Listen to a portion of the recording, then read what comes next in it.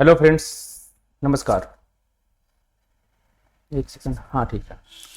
आज हमारा टॉपिक है न्यूटन के गति विषयक नियम।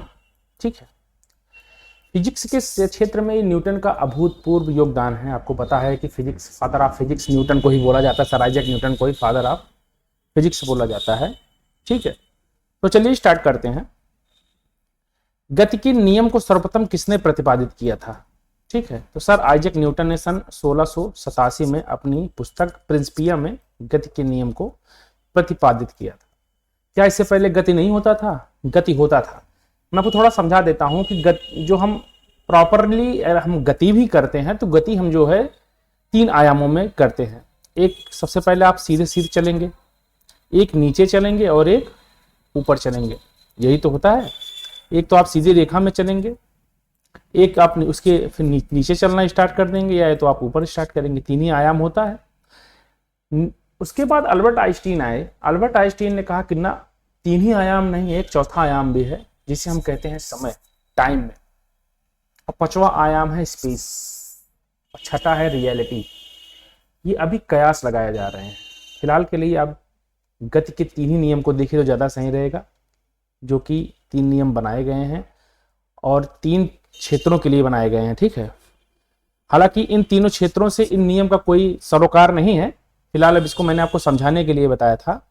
तो न्यूटन की गति विषयक के 3 नियम थे और उन्होंने अपने सबसे पहले इस नियम का प्रतिपादन प्रिंसिपिया नामक बुक में 1687 ईस्वी में किया था।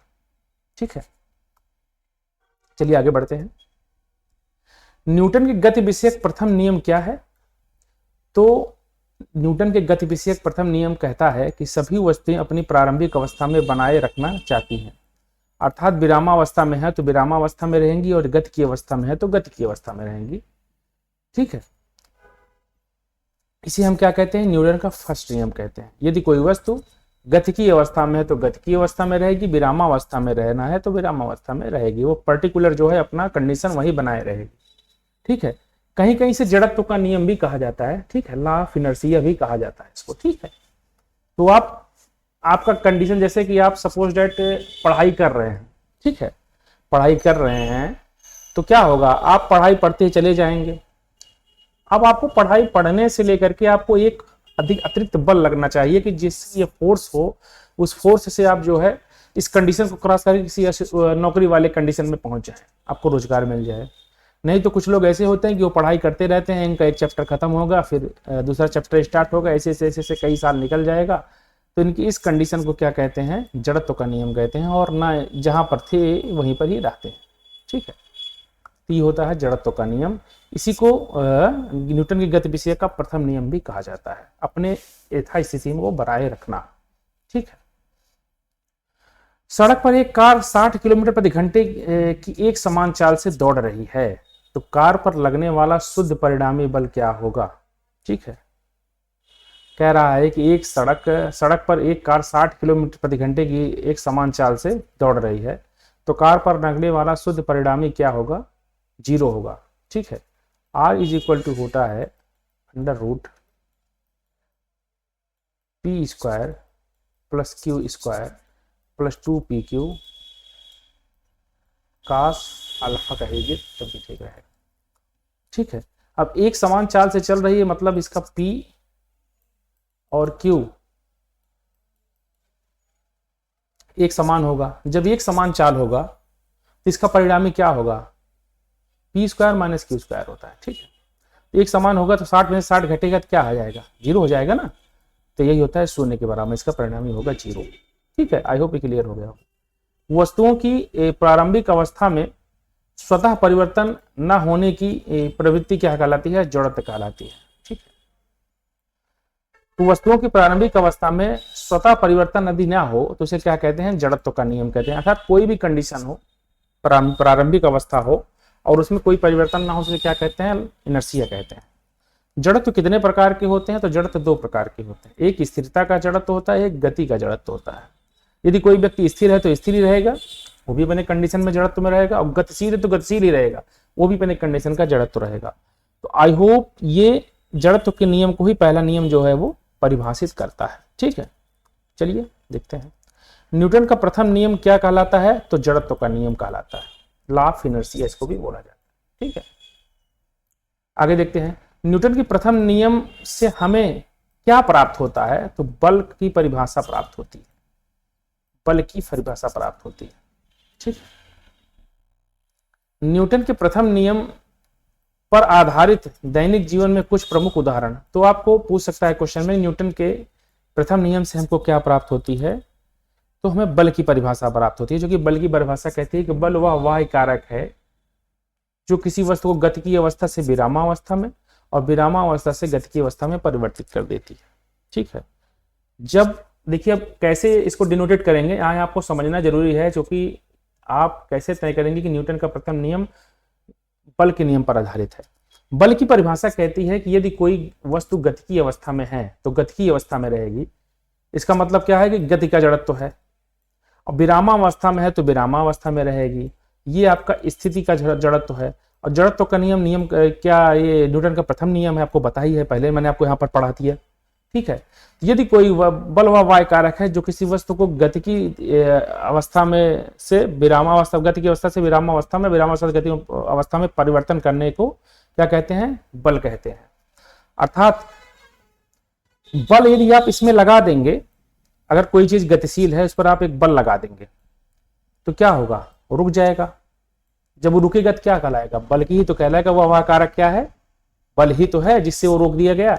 यदि कोई पिंड स्थिर है तो उस पर कोई इतना बल लगा दिया जाए कि वह गतिमान हो जाए, तो वो क्या है? बल ही तो है, वाह्य कारक। तो बल वह वाह्य कारक है जो वस्तु किसी वस्तु को गति की अवस्था से विरामावस्था, विरामावस्था से गति की अवस्था में लाने का प्रयास करती है।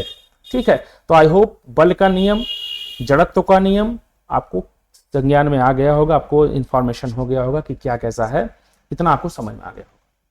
चलिए इसी को उदाहरण देख लेते हैं जो कि इंपॉर्टेंट है। रुकी हुई गाड़ी के अचानक चल पड़ने पर, ठीक है, कोई गाड़ी रुकी है, ठीक है, अब कोई व्यक्ति यहाँ पर बैठा हुआ है, ठीक है, बैठा हुआ तो इसका आधा शरीर जो है इस सीट के साथ जुड़ा हुआ है, लेकिन सर जो है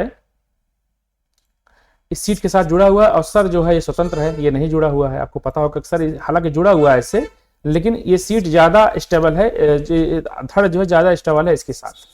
अब रुकी हुई गाड़ी है, इसका मतलब कि सीट के साथ व्यक्ति जुड़ा है। रुकी हुई गाड़ी अचानक से चल पड़ने पर उसमें बैठा यात्री पीछे की ओर झुक जाता है। ठीक है, क्यों झुकता है? क्योंकि सीट के साथ व्यक्ति का सर भी है, लेकिन सर उतना स्वतंत्र रूप से नहीं जुड़ा है। अब चूंकि गाड़ी जो है आगे बढ़ी तो सर तो वहीं का वहीं रह जाएगा, तो सर जब वहां का वहीं रह गया, नीचे वाली सीट आगे बढ़ जाएगी तो पीछे नहीं झुक जाएगा, पीछे हो जाएगा ना, इसीलिए क्या होता है, ये पीछे चला जाता है। अर्थात सीट के साथ व्यक्ति का जो नीचे वाला बैलेंस है तो जुड़ा रहता है, लेकिन ऊपर वाला बैलेंस से न जुड़ने के कारण सीट तो आगे निकल जाती है, लेकिन व्यक्ति का सर वहीं का वहीं रह जाता है, इसलिए वो व्यक्ति पीछे की तरफ झुक जाता है। ठीक है, तो रुकी हुई गाड़ी से अचानक चल पड़ने पर उसमें बैठा यात्री पीछे की ओर झुक जाता है।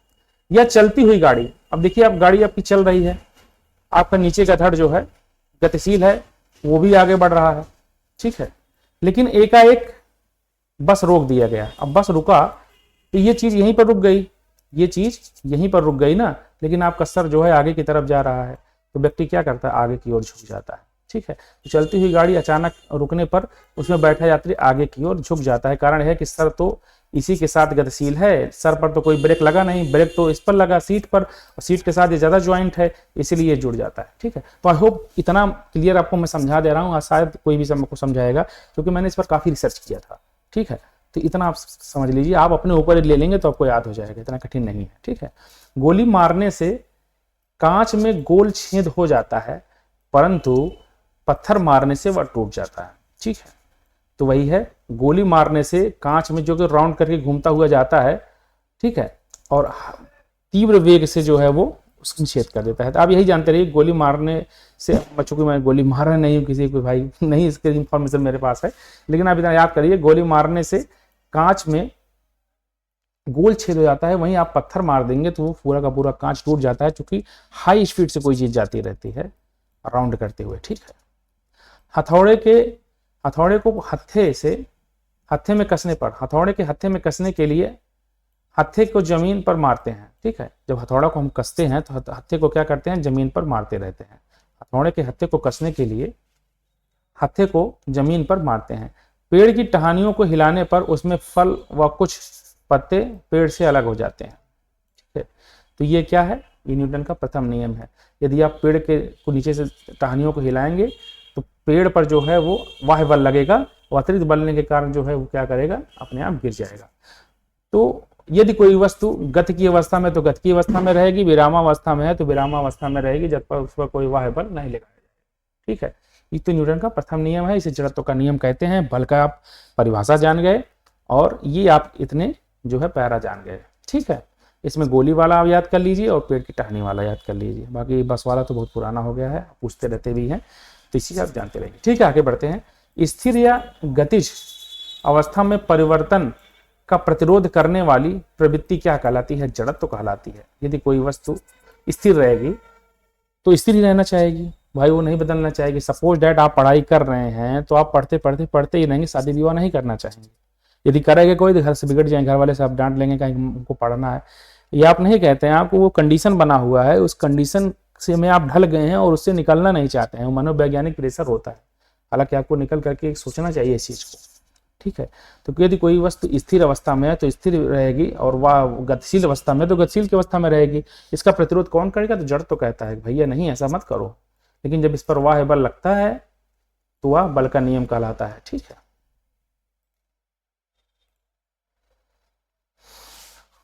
उसके बाद यहां पर देखिए, ऊंची छलांग लगाने वाला या ऊंची छलांग से पहले, ऊंची छलांग लगाने वाला या ऊंची छलांग से पहले कुछ समय तक दौड़ता है, क्यों? भाई कोई व्यक्ति यदि ऊंची छलांग लगाता है तो उससे पहले वह दौड़ता क्यों है? कूड़ी उड़ी कूदे होंगे आप, अगर बचपन सामान्य तरीके से गुजरा होगा तो कूड़ी कूदे होंगे, कूड़ी में देखे होंगे, हमारे यहाँ कूड़ी कूदा जाता है, उसको कूड़ी बोला जाता है। पंजाब में इसी कूड़ी को लड़की बोला जाता है। ठीक है, तो क्या होता है, कूड़ी कूदा जाता है जब हमारे यहाँ, तो पहले दूर तक दौड़ते हैं, उसके बाद फिर ढिया बना होता है, फिर वहीं से कूद करके आगे बढ़ते हैं। तो उसमें गति का जड़त्व होता है। ठीक है, गति के जड़त्व के कारण उसे ऊंची छलांग लेने में मदद करता है। भाई जब किसी चीज को आप दौड़ करके आएंगे तो यहाँ पर कोई चीज होगा तो आप गतिशील ही रहेंगे, जब यहाँ पे आप रखेंगे तो ये आप उठा के यहाँ फेंक उठेंगे, तो गति की जड़त्व के कारण। जबकि यहीं के यहीं आप रहेंगे, अब देखिए इसमें विज्ञान, जब यहीं कहीं रहेंगे यहीं कूद जाएंगे तो यहीं तक आ जाएंगे। तो अधिक परास्तय करने के लिए क्या होता है कि आप गति के जड़त्व को प्राप्त करें, इसीलिए जो क्या होता है, ये छलांग जो है लगाने से पूर्व दूर तक दौड़ा जाता है। तो ये भी काफी इंपॉर्टेंट है, ये भी आप देख लीजिए। मेज पर रखी गई पुस्तकों का ढेर किस कारण हटा, मेज पर रखी गई पुस्तकों का ढेर किस कारण हटता नहीं है, तो जड़ता के कारण। आप अपने ऊपर ले लीजिए कि कोई चीज आप रखे रहते हैं तो वहीं पर रखा रहता है। ठीक है, आप उसको देखते रहते हैं, अब आप उसको नहीं हटा रहे हैं तो इसका मतलब मानसिक तौर पे आप जड़ता में हैं। ठीक है, समापन रेखा को पार करने के बाद भी एक धावक भागना जारी रखता है, क्यों? क्योंकि गति के जड़त्व के कारण ही भागता रहता है, क्योंकि गति के जड़त्व के कारण उसे आगे भागना पड़ता है। ठीक है, जब कार घुमावदार सड़क पर मुड़ती है तो उसमें बैठे यात्री स्वयं को केंद्र के विपरीत दिशा में बल का अनुभव करते हैं। ठीक है, तो जड़त्व के कारण करते हैं। अब छोड़िए, यहाँ पर आप देखिए चंद्रमा की गति। ठीक है, जब आकर्षण बल इस तरफ लगता है तो इसके विपरीत जो होता है दूसरी तरफ क्या आता है, जब इस तरफ आपका चंद्रमा के कारण आकर्षण बल आता है, इसमें तीव्र ग्रेटर ज्वार आता है, इस तरफ भी ज्वार आता है, तो क्या होता है, जड़त्व के कारण ही होता है। ठीक है, जब एक गिलास पर रखे गए कार्ड को उंगली से धक्का दिया जाता है तो उस पर रखा सिक्का गिलास में गिर जाता है। ठीक है, यह गति के किस नियम पर आधारित है, जड़त्व के नियम पर आधारित है। ठीक है, एक गिलास पर रखे गए कार्ड को उंगली से धक्का दिया जाता है, उस पर रखा सिक्का गिर जाता है, तो वह जड़त्व का नियम है। चलिए, एक व्यक्ति चलती रेलगाड़ी के इंजन की ओर मुंह करके बैठा है और वह एक सिक्का उछालता है, तो सिक्का किधर गिरेगा? ठीक है, तो व्यक्ति के पीछे गिरेगा, क्योंकि चलती रेलगाड़ी है। ठीक है, अब रेलगाड़ी जो कि चल रही है और यहीं से उड़ाया गया है, तो रेलगाड़ी जो है आगे बढ़ जाएगी और सिक्का जो होगा वहीं वहीं उड़ता रहेगा, तो यहाँ पर गिर जाएगा, तो सिक्का पीछे गिरेगा, व्यक्ति के पीछे गिरेगा, क्योंकि रेलगाड़ी आगे निकल जाएगी ना, सिक्का तो यहीं उछाला गया है। एक ट्रेन जैसे ही चलना प्रारंभ करती है उसमें बैठे हुए यात्री का सिर पीछे की ओर झुक जाता है, क्यों? तो वही बस वाला है, गति की जड़त्व के कारण होता है, क्योंकि वो जो है उसका सर जो है वो तो वहीं का वहीं रहा है, नीचे रेलगाड़ी की जो वो सीट है वो आगे बढ़ रहा है। गुरुत्वाकर्षण के सार्वभौमिक नियम का प्रतिपादन किसने किया था? तो न्यूटन ने किया था। गुरुत्वाकर्षण होता क्या है, मैंने आपको थोड़ा बता देता हूँ। देखिए, ग्रेविटी बेसिकली जो होती है पूरे ब्रह्मांड का एक फोर्स होती है और ब्रह्मांड में सभी जगह पाई जाती है, ठीक है। एक होता है ग्रेविटी जी और एक होती है सर्वात्रिक गुरुत्वाकर्षण नियतांक जी, कैपिटल जी। कैपिटल जी का वैल्यू पूरे ब्रह्मांड में एक समान होता है, जबकि जी की वैल्यू जो होती है अलग अलग ग्रहों, अलग अलग उपग्रहों, अलग अलग जगह पर अलग अलग प्रकार की होती है, ठीक है। प्रत्येक वस्तु पर पृथ्वी अपनी ग्रेविटी जो है आरोपित की हुई है, ठीक है। अगर ये आरोपित न करे तो व्यक्ति पलायित कर जाएगा, ठीक है, इसको आप जानते रहिए। गैसों का पलायन वेग होता है 2.6 के आसपास है, ठीक है। गैसों का पलायन वेग 2.6 के आसपास है। जब आप पलायन वेग कक्षीय वेग पढ़ेंगे तो वहां मैं आपको बेहतर तरीके से पढ़ाऊंगा कि क्या कारण है कि यहाँ पर जो है गैसें वगैरह पाई जाती हैं और वहीं इसकी विपरीत जो है मंगल ग्रह पे, चंद्रमा पे गैसें क्यों नहीं पाई जाती हैं, तो वहाँ पलायन वेग कम होता है, इसी कारण पाई जाती है, ठीक है। फिर अभी जी के बारे में आप इतना जानते रहिए कि प्रत्येक प्रत्येक पिंडों पर हमारी पृथ्वी जो है एक बल का जो है आरोपित करती है, इसी को हम गुरुत्वाकर्षण बल कहते हैं, ठीक है। वो बल अदृश्य होता है, यूनिवर्सल बल होता है, अदृश्य होता है। इसको किसने बताया था? न्यूटन ने बताया था। वस्तु के संवेग में परिवर्तन की दर उस पर आरोपित बल के अनुमानुपाती होती है, ठीक है। वस्तु के संवेग में परिवर्तन की दर उस पर आरोपित बल के अनुमानुपाती होती है तथा संवेग परिवर्तन पर आरोपित बल की दिशा में होती है। गति के किस नियम की व्याख्या करती है? तो गति के द्वितीय नियम की बात है, संवेग संरक्षण का नियम इसको कहते हैं, ठीक है, ठीक है। वस्तु के संवेग में परिवर्तन की दर उस वस्तु पर आरोपित बल के अनुमानुपाती होती है। किसी वस्तु के संवेग में परिवर्तन की दर, संवेग में जो समय दर के परिवर्तन होता है उसकी दर उस पर आरोपित बल के अनुमानुपाती होती है तथा संवेग परिवर्तन आरोपित बल की दिशा में ही होती है। यह गति के दूसरे नियम को कहा जाता है, ठीक है। इसे हम बल का व्यंजक कहते हैं, ठीक है, बल का व्यंजक कहते हैं। द्रव्यमान बराबर यम इंटू ए, द्रव्यमान गुणे त्वरण के होता है, ठीक है। गति के द्वितीय नियम से क्या प्राप्त होता है? बल का व्यंजक प्राप्त होता है। और बल की परिभाषा किससे प्राप्त होती है? तो बल की परिभाषा न्यूटन के पहले नियम से प्राप्त होती है, गति के पहले नियम से प्राप्त होती है। लेकिन न्यूटन के बल का व्यंजक किससे प्राप्त होता है? तो न्यूटन के गति के दूसरे नियम से प्राप्त होता है, ठीक है। न्यूटन की गति विषयक द्वितीय नियम के दैनिक जीवन में आप सीधे जानते रहिए, द्वितीय नियम संवेग संरक्षण का नियम होता है, बस इतना जानते रहिए। और इससे बल की व्यंजक का गुणांक प्राप्त होता है, जबकि पहले नियम से क्या प्राप्त होता है? तो पहले नियम से जो है बल का परिभाषा प्राप्त होता है। तो इसके अनुप्रयोग हैं, देख लेते हैं उदाहरण। एक समान वेग से आती हुई क्रिकेट गेंद या टेनिस गेंद में से टेनिस गेंद को कैच करना आसान होता है हल्की होने के कारण। एक समान वेग से आती हुई क्रिकेट गेंद या टेनिस गेंद जो होती है, टेनिस गेंद को कैच करना आसान होता है। मतलब जो क्रिकेट गेंद है और टेनिस गेंद है, उसमें टेनिस गेंद को कैच करना आसान होता है। क्यों? क्योंकि वो हल्की होने के कारण होती है, ठीक है। जो कोई व्यक्ति कितना हल्का रहेगा तो उसको कैच करने में आसान होगा, ठीक है। क्रिकेट खिलाड़ी तेजी से आती हुई गेंद को कैच करते समय अपने हाथों को पीछे कर लेता है, क्योंकि हाथों को गेंद के वेग की दिशा में गति पर लेता है ताकि चोट ना लगे। जिस हिसाब से गेंद जा रही है, सपोज दैट कोई व्यक्ति बल्ला मारा, गेंद उड़ा, अब गेंद चूंकि यहाँ पर आना चाहिए था, अब खिलाड़ी यहीं पे इसको रोक ले रहा है, अब इसके हाथ हैं, अब गेंद यहाँ पहुंचा ऐसे ऐसे ऐसे, तब इसको यहाँ पकड़ेगा तो यहाँ नहीं पकड़ेगा, इस तरफ ले जाके यहाँ पकड़ेगा बीच से। इससे ये होगा कि यहाँ पे जो गेंद आ रही थी बीच में इसी पकड़ लिया, और ये जो है इस बल रेखा पर जो जहाँ आना चाहिए था एक समान रेखा पे, वहां पर बीच में से पकड़ लिए तो यहाँ पर कम चोट लगेगी, ठीक है। यही होता है। गाड़ियों में स्प्रिंग और साकर एब्जॉर्ब लगाए जाते हैं ताकि झटका कम लगे, ठीक है। कराटे खिलाड़ी द्वारा हाथ के प्रहार से ईंटों की पट्टी तोड़ना सब संवेग संरक्षण पर आधारित है। मतलब आप अगर एक रेखीय बल पर आप जो है अगर इसके संतुलन के हिसाब से काम करेंगे तो आपको जो है चोट कम आएगी, ठीक है।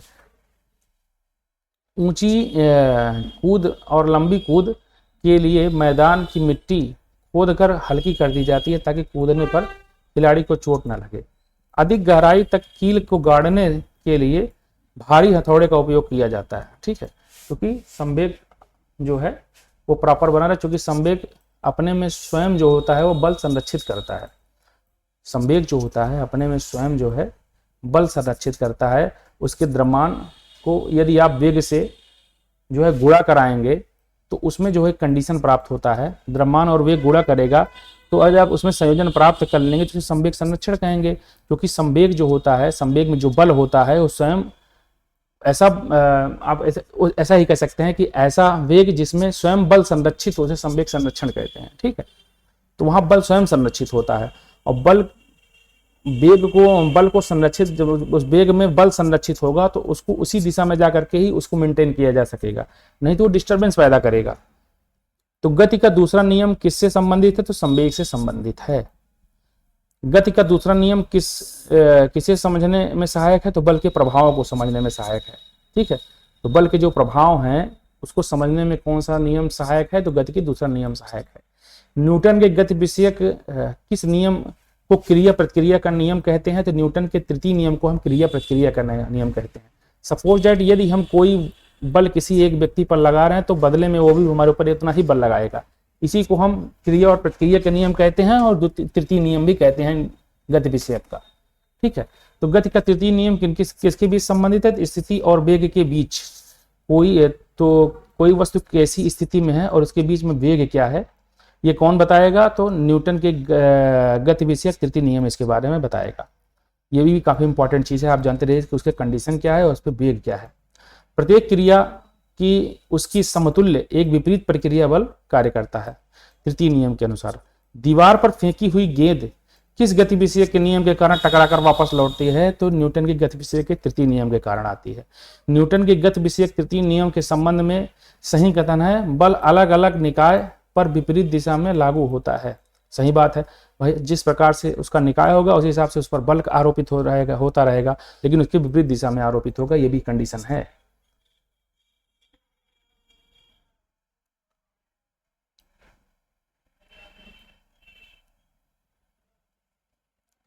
तेज गति से आने वाली क्रिकेट गेंद को पकड़ते समय क्षेत्र रक्षक अपनी बाहों को पीछे की ओर खींचता है क्योंकि वह लंबे समय तक कम बल का अनुभव करता है। अब इसमें देखिए कंडीशन होगा। अब वहां पर आप संवेग संरक्षण का काम कर रहे थे कि कोई व्यक्ति अगर कैच को रोकता है तो उसको पीछे की तरफ क्यों ले जाता है। इसमें क्या कह रहा है कि तेज गति से आने वाली क्रिकेट गेंद को पकड़ते समय क्षेत्र रक्षक फील्डर जो होता है अपनी बाहों को पीछे की ओर खींचता है। क्यों खींचता है? क्योंकि वह लंबे समय तक कम बल का अनुभव करता रहता है। लंबे समय तक वो कहता है कि उसका बल जो है कम है, इसीलिए उसको मेंटेन करने के लिए अपनी बाहों को पीछे की ओर खींचता रहता है।